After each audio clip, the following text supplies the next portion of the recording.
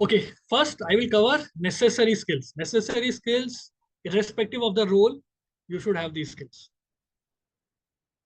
Again, this flows in from my experience, building on my experience of being associated with this space for around a decade now.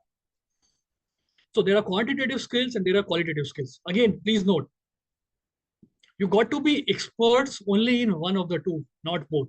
Okay. Depending upon what works for you, if you are a quant guy like I am into quant, you know. So I would focus on quantitative side of skills.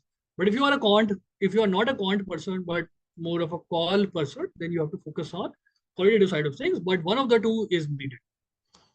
Quantitative, again, I'm not talking about big data, large language models, neural networks, decision trees, etc.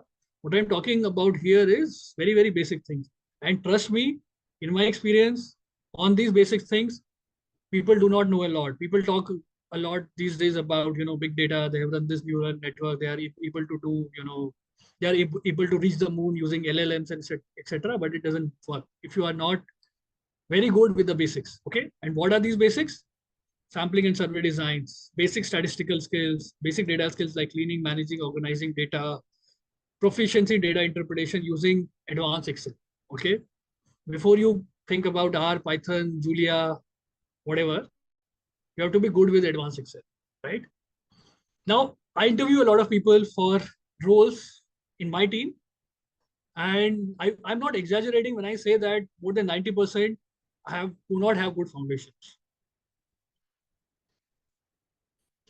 Qualitative skills, okay? It's okay if you are not very good on the quant side of things. Quant doesn't come naturally to you. You might focus on qualitative things. Qualitative things like research and information synthesis, semi-structured or in-depth interviews, focus group discussions, and various things. Report writing and presentation. Very important, right?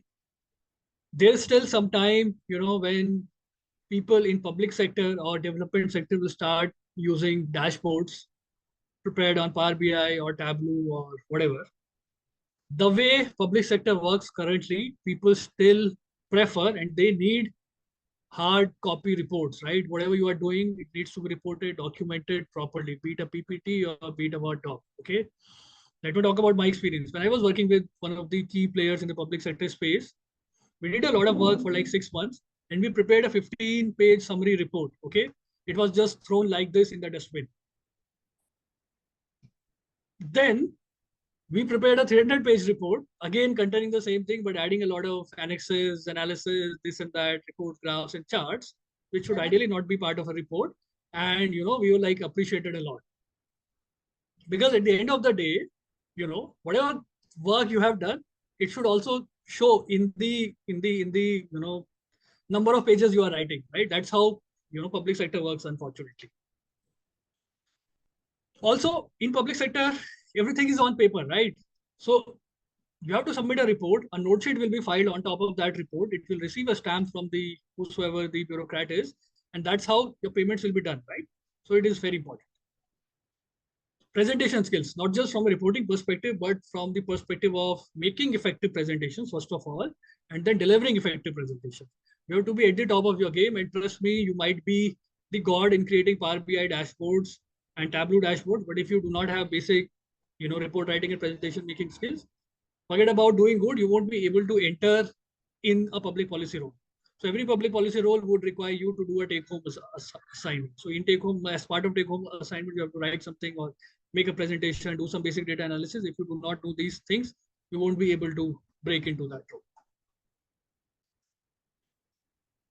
Next is understanding of public databases. I know a lot of data is not available in the public domain, but whatever is available, you should know it well, right? And when I say know it, you should know what data is available, what is the usage, at what level of representation that data is, and basic trends around that and stuff like that.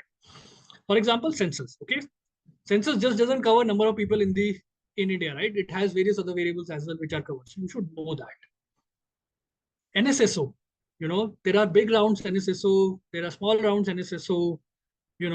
I remember this consumption expenditure round, which was published back in 2011. Then 2 times this was scrapped, and like 2 months back, I guess this was again published after a gap of 10 years. You should know what NSSO is. What are some of the data points available within NSSO? How can that be utilized, etc., etc. Also, from the perspective of resume building, right? If you say that you have experience or you know in-depth knowledge or you have in-depth knowledge of these databases and various others, that adds a real lot of weight on your CV. And by the way, guys, we have a market readiness program where we give, help you build your CV well, talk about what should be there on your CV, what should not be there, increase like exponentially the chances of getting your CV shortlisted. And there also we talk about these things and help you, come up with a good CV. I will talk more about this program, but yeah, that's also there.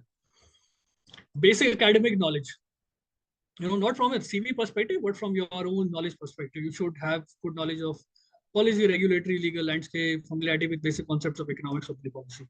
Again, for those of you who are UPSC aspirants, I don't consider this as a challenge. If you have spent minimum 2 years preparing for UPSC, you won't just have basic knowledge, you would have knowledge levels which are like, touching the advanced levels. So you don't have to worry about it. But in case you are not confident, yeah, certain basic knowledge, academic knowledge is needed. Cool. Now, this slide covers good to have skills, right? The previous slide was necessary skills, which are the bare minimum for you to break into public policy, whatever roles you want to get into at an entry level. So these are like good to have, help you stand out from the crowd, right? Here, I would talk about proficiency in data interpretation using advanced analysis tools like Stata, R, Python, SQL. Again, not all, just pick up one. Okay?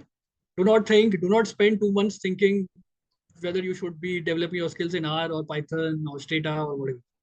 Just pick up one, whatever you like, or maybe just toss a coin, whatever comes up, pick up one and build your skills around it. Trust me, I've been hiring roles.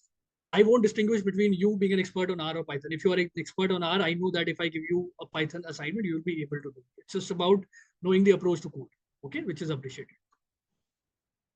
Policy simulation, scenario modeling, geospatial, experimental. So here, your skills start getting into niche domains, right? And if not at the start, at some point in time in your career, if you are into quant public policy, you will be expected to develop expertise in one of these areas. The sooner you have it, the better it is.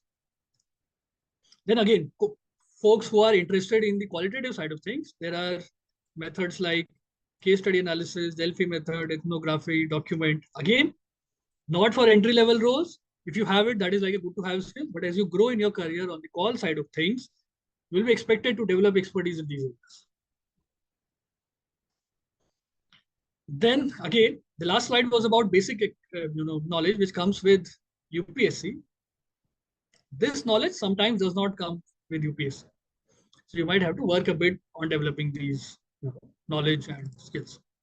Data visualization. Now here I will talk about Power BI, Tableau and various other things. If you are like really good with PowerPoint presentation, then I would suggest start exploring these avenues, right?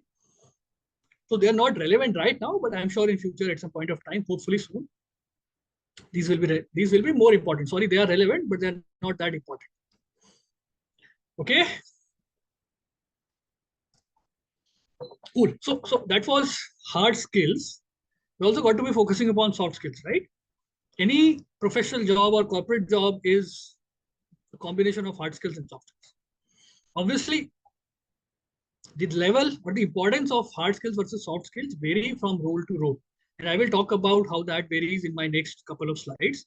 But then again, I'm not talking about weightage, but in general, the skills which I mentioned on this slide are important, right? You might not have expertise in all, but you definitely need certain basic, things around these skills so as to work efficiently and in a very, very professional manner in any corporation. Okay. Skills like analytical, critical thinking, design thinking, communications, cultural competence, right? India is a country with diverse cultures, right? You change a state, you change culture. And there are states like UP where you find, every 20 kilometers, the culture is very different from what it was 20 kilometers back.